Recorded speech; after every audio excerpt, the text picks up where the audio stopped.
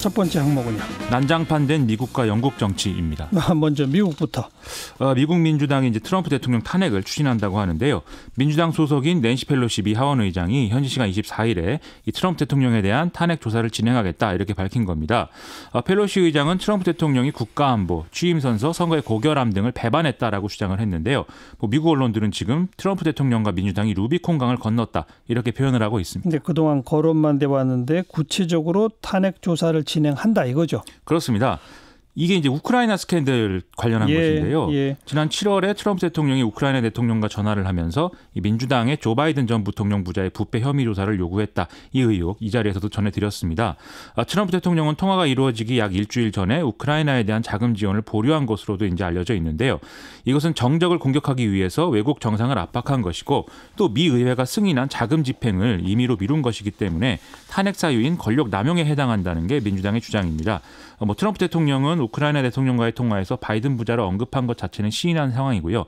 또 자금 지원을 보류한 것에 대해서도 인정을 한 바가 있습니다. 자, 민주당이 탄핵 조사 진행한다고 하니까 트럼프 대통령은 뭐라고 그래요? 한마디로 이제 해볼 테면 해봐라 이런 태도인데요. 트럼프 대통령은 이 발표 직후에 트위터에 마녀 사냥, 쓰레기 이런 단어를 쓰면서 자신에게는 오히려 긍정적인 일이라면서 이 동영상을 하나 올렸습니다. 이 동영상에는 민주당의 주요 인사들이 등장해서 탄핵을 얘기하는 장면만 1분 30초 동안 반복이 되는 그런 건데요. 민주당이 습관적으로 탄핵을 요구해왔고 이번에도 그런 정치적 술수에 불과하다 이 주장을 하면서 지지층 결집을 노리는 것으로 해석이 됩니다. 공화당은 그간 여론조사에서 탄핵을 지지하는 유권자 비율이 한 35% 안팎에 그쳤다라는 점을 강조하면서 전혀 걱정하지 않는다 이런 태도를 얘기를 하고 있는데요. 오히려 트럼프 대통령은 이번 사건을 바이든 스캔들이라고 이름을 붙이면서 공세를 이어가는 그런 분위기입니다. 미국의 그 대통령 탄핵 요건이나 절차가 어떻게 됩니까? 일단 하원에서 탄핵 조사를 거친 후에 탄핵 소추안을 이에 근거해서 만들어서 본회의에 제출을 하면 전체 과반 찬성으로 의결을 하게 되고요. 그다음에 상원으로 절차가 넘어가게 되는데요. 연방 대법원장이 재판장을 맡고 상원 의원이 배심원을 맡는 형식으로 이제 절차가 진행이 됩니다. 여기서 상원 의원 3분의 2 이상이 찬성을 해야 이제 탄핵이 성립이 되는 건데요. 지금 하원에서는 민주당이 다수당이기 때문에 탄핵 소추안 가결 가능성이 있는 상황이지만 상원은 공화당이 과반 이상을 점하고 있기 때문에 탄핵이 최종적으로 가결될 가능성은 희박한 상황입니다. 그렇게 보면 민주당이 유리한 것 같지는 않은데요. 그렇죠. 민주당은 탄핵 조사를 진행하는 과정에서 이 트럼프 대통령의 불법적인 행태가 알려지면 여론 지형이 좀 바뀔 것이다. 이렇게 보고 있는 건데요. 과거에 리처드 닉슨 대통령의 경우도 탄핵 조사가 시작될 무렵에는 이 탄핵 지지 여론이 낮았지만 좀 진실이 드러나면서 사퇴 여론이 대세가 되는 상황이 벌어진 바 있다는 것이죠. 반면 트럼프 대통령 측은 빌 클린턴 전 대통령 사례의 재현을 기대하는 그런 눈치입니다. 1998년에 하원에서 탄핵안이 가결되는 것까지는 갔지만 상원에서 이때 부결이 됐었는데요. 당시 탄핵을 추진했던 공화당이 오히려 중간 선거에서 역풍 때문에 참패했다. 이런 얘기인 거죠. 당분간 미국 정치는 탄핵 얘기가 주요한 의제가 될 것 같습니다. 그리고 영국은 왜 또 난장판이에요? 영국 대법원이 현지 시간 24일 보리스 존슨 총리의 의회 5주 정해 조치에 대해서 불법이기 때문에 무효이다라는 판결을 내렸기 때문인데요. 이에 따라 25일 영국 하원 의장은 즉각 의회를 다시 열어놓은 상황입니다. 야당은 일제히 보리스 존슨 총리의 퇴진 요구를 쏟아내고 있는데요. 이대로 가면 취임 2달 만에 역사상 최단명 총리가 될 가능성까지 언급이 되는 상황입니다. 2차 대전 이후의 최단명 내각은 알렉 더글러스 홈 내각으로 363일간 유지가 됐다고 하고요. 역대 최단명 영국의 단독 내각은 1827년에 조지 캐닝 내각의 이 120일 재임 기록이라고 합니다. 그럼 존슨 총리 그만두나요? 앞으로 어떻게 되나요? 일단 그 의회 또는 보리스 존슨 총리 스스로가 이 총리 불신임을 추진해서 조기 총선 실시를 유도할 가능성이 있는데요.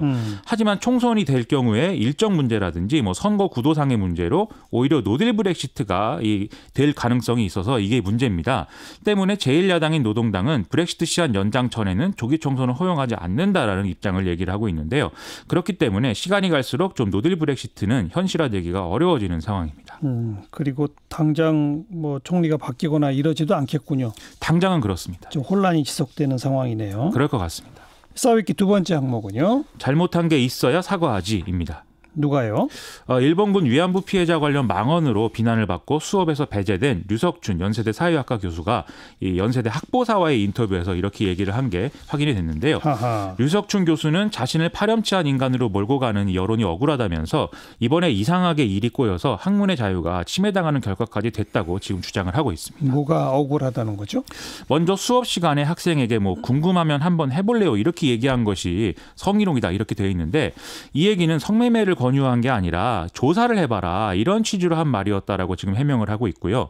또 이 위안부 피해자들이 강제 동원됐다는 게 보편적인 국민 정서이고 학계 설명이었지만 새롭게 나온 연구 결과들에 의하면 민간 차원에서 이뤄진 성매매의 성격도 있다는 게 이제 보여지고 있다 이런 주장을 또 재차했습니다. 이런 주장들은 익히 알려진 대로 일본 우익들이 이제 주로 하는 얘기이죠. 네. 이 시민단체들 반발이 아주 거세던데요. 그렇습니다. 오늘 오전에 전국 750여 개 시민사회단체가 참여하고 있는 아베 규탄 시민행동이 연세대 정문 앞에서 기자회견을 열고 이 류석준 교수 파면을 촉구했는데요. 이들은 학문의 자유가 존재한다지만 거짓을 가르치고 피해자들의 명예를 훼손하며 학생에게 성적 모욕을 가할 권리는 그 누구에게도 없다 이렇게 주장을 하면서 강의실은 혐오와 인권훼손이 용인되는 성역이 아니다 이렇게도 주장을 했습니다. 또 연세대가 2020년부터 인권 관련 강좌를 신입생 필수 과목으로 지정하기로 했다가 외부 반발에 밀려서 선택 과목으로 바꾸기로 했는데 이것도 잘못됐다라고 지적을 하면서 다시 필수 과목으로 개설하도록 재고를 해달라 이런 요구도 내놨는데요. 이게 시작은 이상한 사건인데 이런 요구들을 통해서 우리 사회를 더 낫게 만드는 결과가 되면 그나마 좀 나은 이제 상황이 되지 않을까 이런 바람을 좀 가져보겠습니다. 우리 사회를 더 낫게 만든다는 얘기는 뭐예요? 좀 연세대도 인권 관련 강좌를 통해서 이런 다시는 이런 일이 없도록 하는 조치가 될 수 있도록 하는 데까지 갔으면 한다는 그런 생각을 가졌습니다. 네. 김민하 기자 수고하셨어요. 고맙습니다.